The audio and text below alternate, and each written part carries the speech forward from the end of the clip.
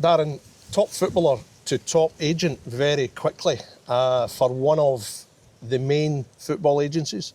Yeah. Tell me about that and what attracted you. Well, I wouldn't say top agent, top company. I was on holiday in Portugal with Tommy Johnson and Lenny, and Neil Lennon. Yeah, and we went into the clubhouse after a game of golf, and Doddsy was in, Billy Dodds and Craig Burley with Struan Marshall, who was an agent. Yeah. And we had a few beers and we sitting talking and all that, and they didn't gang up. They were just kind of saying, are thinking about going into coaching or your age? And I was kind of stubborn that just because all of them were kind of apart from Struan were saying you're getting old, and I kind of just held my ground and just said no, I'm going to keep playing and all that. And they were right, and I was probably wrong. I should have been looking at that. What were you, 34, 35? 34, 35. So I... Still bristling about it being called old? Yes. Never know what's old. So I held my ground and all that, and then just as we were leaving, Struan, who was the first time I'd met, just said to me, do you have your mobile number? I said, the wee chat. I'll phone you when I get home and all that. So phoned me, said, can I meet you? And just said that Wasserman were looking for a Scottish agent, would I fancy it? And when I was a player, I enjoyed trying to help the younger boys and speaking to them and giving them advice and all that. And I just thought, possibly I do quite fancy that. And then I was taken on, and 10 years. I ended up 10 years as an agent. 10 years. Top players, Jackie McNamara, Stephen Thompson, Mark Wilson, Leigh Griffiths, to name but a few. What was the experience like? Did it take some time to adapt to a different kind of football sphere as such? It did, Derek, but what I would say is that if you had asked me to go on and do my deal for myself, I probably would have struggled. But when you're fighting for someone else, it was a lot easier. And I can remind Struan, actually, I had a meeting with Craig Levine about Scott Severn, looked after Sevy. And I came out and Struan actually says, a wee bit aggressive, you're going to have to just calm down a wee bit. He says, I love your temperament and you're fighting for your player and all that. Were you getting two-footed, were you? Yeah, I was. So when you're fighting for someone else, it is easy, but it's a hard job. It's a really hard job because there's that many agents looking for the best players, and but they were great. What I could say is they were great boys I looked after. Brilliant. Not half. Good players, good profiles. Leigh Griffiths would have been particularly a challenge, I would have thought. He would come into the category as on and off the field as a constant challenge for you. As a football player, hell of a finisher. Yeah. As a striker. Listen, he'll go down as probably one of the best there's been up here, without a doubt. There was no backlift. He just had so much, his thighs were that big and he had so much power in his shots that he was a good boy. He was he was challenging, getting phone calls all the time about different things. A lot of my news reporting colleagues in touch. Yes. He was fine, and he actually sent me, I'll be truthful with you, he sent me an amazing text message when I left to go to Dundee United. He sent me an amazing text message, what I'd done for him, and that really struck a chord, and it was nice of him. Is there any similarities with Paul Gascoigne, with Leigh, Darren, to a degree? There is, yes. They're looking for love and they're looking for attention and all that, and there was. But as I say, he should have been at Celtic a lot longer because he wasn't finished. But I can understand why he was moved on. But his goal-scoring record at Celtic speaks for itself. Still, his achievements. He had a phenomenal time at Celtic. Some of his finishes were just breathtaking, Derek. Yeah. He'll go in the category of great Celtic strikers. And by the way, you can imagine the ones that are in there. Well, I was going to say, Darren, we've been discussing your brilliant career, and you've seen plenty of top strikers, great finishers, but is he up there? Oh, he's up there, with yeah. Any of them? 100%. I'm not saying he's the best player, but up there, finishing wise, he's up there definitely with the best. I mean, you've played with Henrik Larsson. Yeah. You know, just to name but one, very good. He's probably a better person to ask than me, and I think Henrik would say yes. He's an unbelievable finisher. Yeah. I do, and I can't speak for Henrik, but I would imagine someone who knows where the goals are, understands how hard it is to play for Celtic and to score all those goals. I think he'll appreciate what a great finisher he was. What were the best and worst aspects for you of being a football agent? Listen, the best aspects were probably, as I say, I looked after great boys, but the kick you got out of was probably boys making their debut. Or I can remember taking Mark Wilson to Celtic and telling him to bring his dad along. And then I took Graeme Smith, who was a brilliant boy as well, Kilmarnock goalkeeper. To Rangers? Yeah, to Rangers.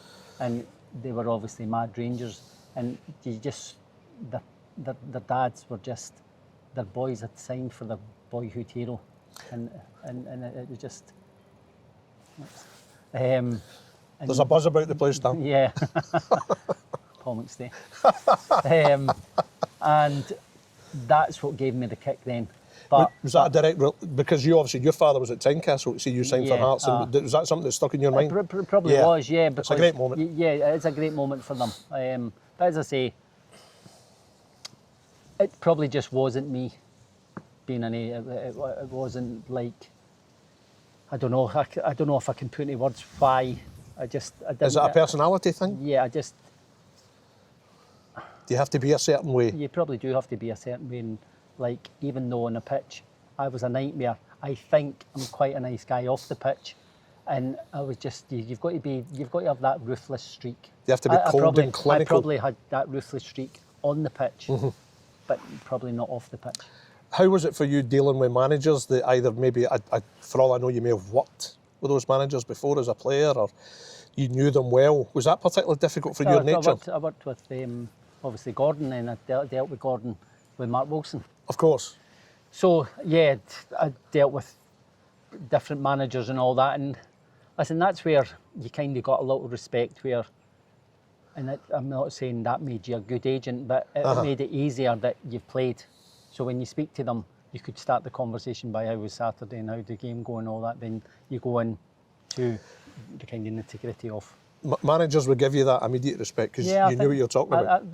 And their mind did it. Yes, and then you get into if it's do you fancy this player or do you fancy that player, or a new contract, or they're looking for this or they're looking for that, then it becomes business.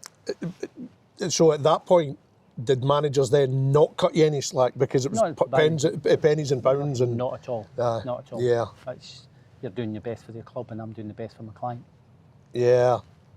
Did you find it hard maybe after a deal had been done and it might not have been to the player's satisfaction, it may have been to his satisfaction, but either way, did it just play in your mind, the whole negotiating process? And was it a difficulty? I quite enjoyed that, and the way Struan had taught me how he did it. Yeah. And so I did enjoy that. But as I say, if I was to go back, it would have said that an agent was for me, probably not. Was there also an element for you of like talent spotting that you would maybe go along to, not just the first team high profile games, you would go to under 18 games because everyone's looking for the next star, and you'd back yourself. I think he's got a chance. Maybe try and sign him for the agency. Yeah, of course. Listen, that's what it was all about. You are looking for the next star. And listen, I was lucky enough. I had one meeting with Leigh Griffiths, and he liked me. So that's just the way it is. I mean, you just take to someone, and sometimes you think, yeah, I think I'll get him, and then you don't, and so you just need to move on to the next one. But listen, a lot of it, Struan was brilliant. Wasserman was brilliant. They're one of the top groups, unbelievable company to work for, and so it's happened, and there was a lot of it I really enjoyed, but there's a lot of it I didn't enjoy. So, Jackie McNamara, having been a client for you, then gives you an offer to work as a coach for him at Dundee United, and I take it there was no hesitation. You were there. There was no hesitation. Simon had actually called me up and just says to me, "Do you fancy coming in and doing a wee bit with the strikers?"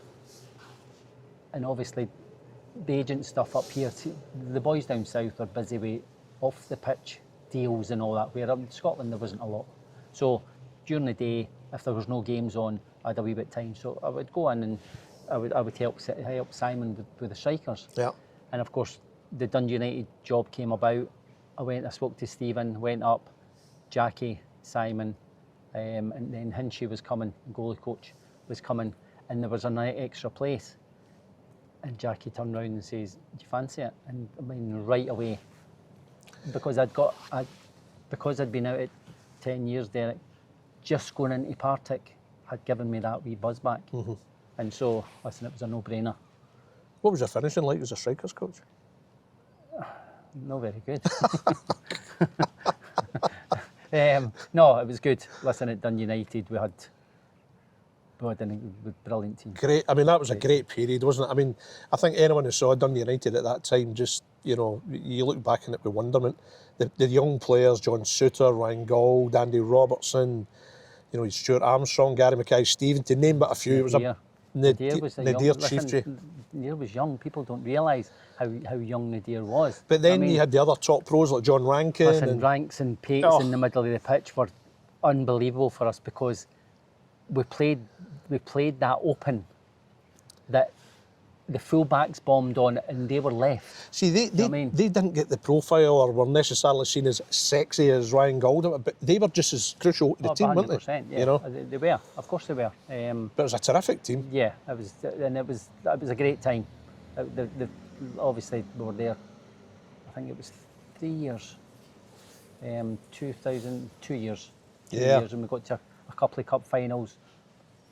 We should have won and I'm not saying we deserved to win the cup final, the Scottish Cup final, but we should have won that, and we didn't, which was a massive... St Johnstone were a better team, to be fair, on the day. Yeah, I'll give you that. But on paper, yeah, I think you were the favourites, weren't you? But then you sometimes think when Nadir hits a free kick, hits underside, hits the line, comes out, Ryan Dow hits the post, runs along the line and goes out. So they're the kind of wee breaks in cup finals that you need. In fairness, the League Cup final against Ronnie Dyler's Celtic, you lost Armstrong and Mackay-Stephen just before it, which was like getting the rug pulled from under your feet, wasn't it? I know. But see, for those 2 years, see, going in every day, working with that level of player, your relationship with Jackie and Simon, was that just football utopia? And Craig Hinchcliffe. And Craig Hinchcliffe, sorry. And training at St Andrews. Going to St Andrews every day was just wonderful, magnificent. It was brilliant, and in that period, obviously, then it became a lot harder and it wasn't as nice. It wasn't as pleasant going in, but listen, it was probably an amazing year and a half out there. Yeah, I mean, is that as good as football can get for a coach? I think so. I think it is, because I think, listen, Aberdeen were good, Celtic won the league. I think we were the best team to watch. Brilliant. Absolutely outstanding. Yeah. Ryan Gold in particular got a lot of attention. But I mean, they say, and Mini Messi, seeing training, he actually was. He would just, like Messi takes it up to someone's toe and they think they're there, and Goldie was just, and listen, he's had a great career. Could he have done better? Should he have more Scotland caps? Yes. See, at that particular time, and obviously we're discussing you working for the top football agency, were you getting a lot of calls from maybe other managers and coaches about Ryan Gold? No, well, I tried to get Goldie and Soapy when I was an agent. Yeah. And I didn't. I think they went with John Cohen. So you just miss out on that, and then I become their coaches and all that. Yeah. But they were, like, see them all, they were all great boys. They were all brilliant boys. It was honestly, it was an absolute pleasure going in every day. It was great. And see, when you see how their careers have developed since then, is there I'm sure you'll let every other coach I speak to, you don't take too much credit for it, but the satisfaction comes from having played a small part in it. You feel Andy Robertson, Derek, that's what it is. It's a small Suter, part. Gold. You hear people, Brilliant. and I'm not having a go at people saying, "Oh yeah, I brought him through, and I brought him through, and I brought." We played a good part, but we played a small part in their career. Andy was only with us a season. Yeah. But what I give Jackie a lot of credit for, Yeah. Jackie gave them the freedom to go and play, just go and express yourself. Yeah. Sometimes that cost us, because defensively, and as I say, we put so much pressure on probably Ranks and Pates and the centre halves, that we probably could have been a bit better defensively, but he just gave them a freedom. Just go and enjoy yourself, go and express yourself. Jackie did a brilliant job at United, and the way it ended It was sad. It was sad, and there was, obviously, there was various things that why, but it couldn't overshadow the level of football you played, the players that were coming through. There was deals that were good for United that brought money in. They brought a lot of money in, Derek. Yourself, Simon, and Craig Hinchcliffe. It was just a perfect kind of chemistry between you all. Yeah. Brilliant time. See if things had worked out better. And you'd been at United longer. How much more do you think United would have progressed, or was it losing these players that ultimately? We lost a lot of good players. They were always going to go. Trying to replace. See if you're trying to replace 2 or 3, but we're trying to replace 5 or 6 top players. Yeah. Do you know what I mean? So that did make it a lot harder. You lost the League Cup final to Celtic. Chances are it's always going to happen. Yeah. But it was the Scottish Cup final 2014 at Celtic Park of all places. Was that the big regret at Dundee United? 100%. Yeah. Does that still pain you when you think about it? Yeah, because what a crowd! It was an amazing day. It was brilliant. But again, Tommy just knew how to play us. Good manager, Tommy, isn't he? Yeah, Tommy just knew how to play us, and again, it's no making excuses. You need a couple of breaks on the day, and whether they did deserve it, they got a couple of breaks. We didn't, but we didn't play to our potential. That season they had you, didn't they? It's often the case you probably found it as a player. There was just certain opposition teams that you just that's right. the Hex over here, whatever. Yeah. And St Johnstone that season. Yeah, he knew how to play us, and maybe if we had mixed it up a wee bit different, but we never. And as I say, we didn't deserve to win the final, but again, and I'm probably looking for a wee bit. If a wee bit luck had gone our way, we might have got something. It's a very good St Johnstone side you lost to, but you're probably thinking if your boys had played to their potential, you were thinking too strong. Yes. Yeah, sure. But we didn't. And listen, everyone's to blame on that day. That's not just the players, the staff, and we've all got to hold our hands up and take a part of the blame. You'd have been gutted leaving Tannadice.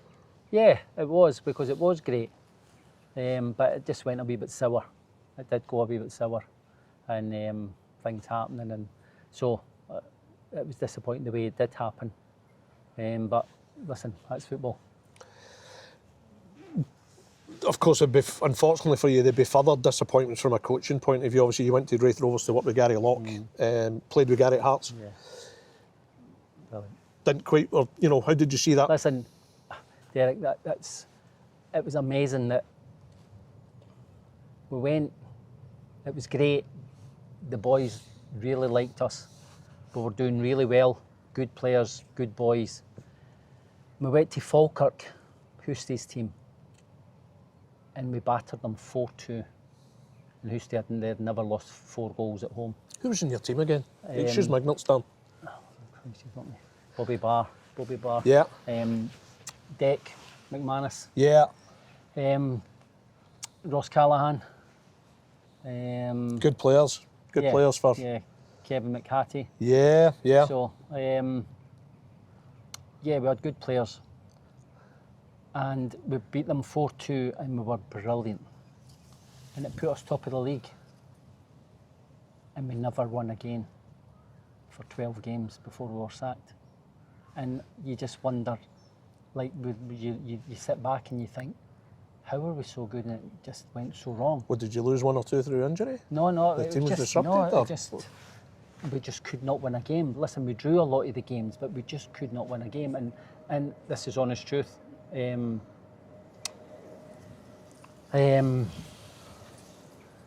were pulled in the day we played Morton, and they just said, listen, the chairman and Eric, the Drysdale. Eric Drysdale, said,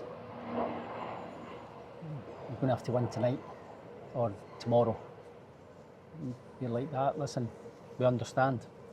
See, when you're going through that run, and you know, we've been saying this week, Russell Martin getting slaughtered for taking the Rangers squad to Connick Hill and Loch Lomond. Did you and Gary attempt anything at that point to try and flip it? Did you have your own kind of team bonding by the way, moment? Probably, I can't really remember, probably not, but the atmosphere at the club wasn't bad. Incredible. It was just, they were great boys, honestly, coming in every day over at Glenrothes. Again, I loved going in every day and working with Lockie. Lockie was different class. And so you're just trying to look and thinking, what's kind of going wrong? Was it just inexplicable? It just flipped like that? Yeah. So there has us in, and so we understood, no problem. And we lose a last-minute goal to Morton. And we knew, and listen, and I'm not being funny, there was a couple of boys, the players knew, there was a couple of boys crying in the dressing room. They knew that you and Gary were away. gone? Yeah, and we went in the boardroom, and Eric Drysdale was actually crying because they were gutted getting rid of us. But, and listen, Derek, you can look for excuses. 12 games, and I know, listen, and I'm not being, it's not you can't go 12 games and expect them to say, oh, I will give you another, I will give you another, I will give you another. But you'd been top of the league, but that cut you I no know, slack at all. No, listen. Had you plummeted down, Well, did you? listen, we knew. Yeah. Each game you go on, you get to, listen, Of course. maybe 3 or 4, you're thinking, well, but then when it gets to 6, 7, and 8, 9, 10, Yeah. you're thinking you're under pressure. And of course the fans turned, which you understand. Yeah. That's not having a go at them. You understand, your team's not winning. And you're not as playing as fluent in football as we were playing. And so, and I think Lockie and I came away saying we had not one bad word to say about anybody there. Yeah. The chairman, Eric, not one bad word, because we accepted that. How long did they give us? You're proper football people, you got it. Yeah. Was that just the realism, the brutal realism? Yes, I think it was, yeah. You know, I mean, yeah, I'm no one to turn Fair around play. and say, oh, they could have maybe give us another, and then you lose that, and then we'll get another.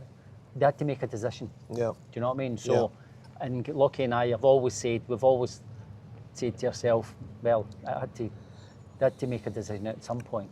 At least you had a good period at Wraith. You subsequently go to St Mirren with Big Alan Stubbs. Fair to say there wasn't a good period there. No. What went wrong there, Darren? What went wrong? Because on the face of it, it seemed a great move for you. Yeah, it was. You knew Alan at Celtic. Yeah, and Chipper, Brian Rice, was two great, again, and people will be saying, oh, he just says everybody's two great boys. You know what I mean? Two very, very, very good coaches. You know what I mean? But it was just wasn't right. And to be truthful, I'm not really wanting to go into it, why it wasn't right. 3 months? Was it 3 months? 4 games. 4 games. 4 games, 4 league games, 1 at Ibrox, 1 at Tynecastle.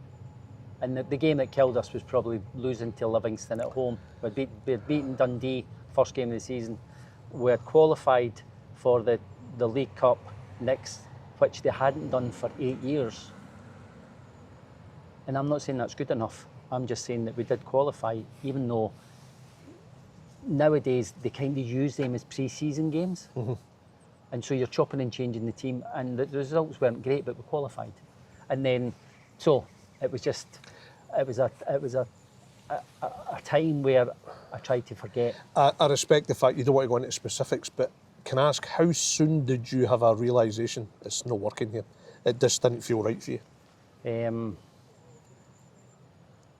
Whatever the reason was. Was there a point quickly that you thought? Yeah. You knew. You were, things were happening out of your control. And listen, but just wrong with a boy like Alan Stubbs, who was a top player, he was a top manager at Hibs, who's won them the cup after 114 years. And so more for him. When it's not going well like that, is it almost a relief? It was. I was actually away with Scotland under-19s. Stubbsy was sacked, and then Chipper was kept on, and they just never said anything. I was away with Scotland under-19s, and I got a call just saying that it was over.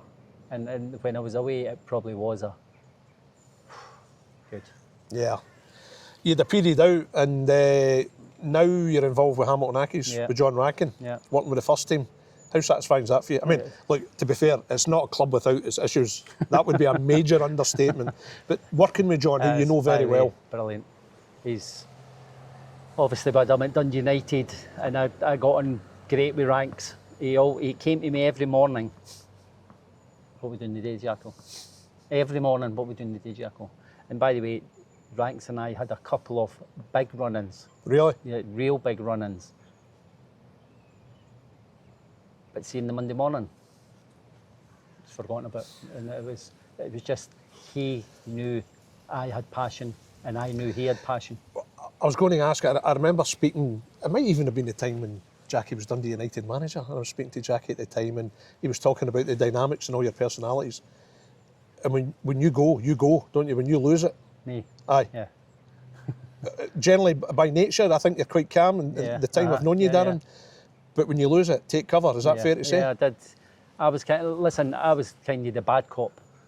When I lost it, I did lose it. Aye. But listen, I'm not saying it took a lot for me to lose it. I didn't lose it because Jackie didn't. Not for any old Jackie reason. didn't like that. Aye. Do you know what I mean? Jackie wasn't one who so I only lost it when I thought it was right. And listen, Franks and I laugh about it now, but. What would spark you though? What would turn you? What would be the thing you hated the most? That would. There's no one thing. It's just something that'll happen in a game, and I'll maybe comment on it, and there'll maybe be a bite back, and then I'll just kind of explode. And but listen, Ranks, it was amazing when he phoned me up and just said, "Jacko, would you fancy coming in and just helping out?" As I say, we got on brilliant. He obviously liked the way I went about things at Dundee United, and there's one thing he's done. He has put together a good side there. Obviously, we've been depleted a lot with what's happened, and I'm not going to go on. But what he has done, he's put good staff together, really good staff who are all singing from the same hymn sheet, who are excellent at their job. They have passion and desire every day. Going into work, and they're brilliant. And his assistant, Darren McKinnon, Daz and I had a wee run-in when I was at Dundee United. He was at Hamilton, so when I'm going in there, I'm thinking, God, but by the way, he's magic. And what he's good in the game, great with the players. But what he's good is, Ranks always gives him his place after the game. And if Daz feels there's something to be said, he'll say it, but he doesn't say it all the time. When he knows Ranks has maybe said enough, he's very clever that way. But listen, John, I honestly cannot speak highly enough about John as a coach. His man management, his organising skills, his temperament, his desire. And he's had a lot of issues to deal with this year, but Derek, it just drives him on. It honestly just drives them on, and I look at it and think, could I do that? Could I handle that? And I don't know if I could. And he's absolutely brilliant. Well, Darren, I'm absolutely delighted you're involved as a coach. You've got so much to offer, and thoroughly enjoyed the afternoon with you down here in Crammon. It's been different class. Thank you, Darren. Appreciate it. Get yourself a new jacket.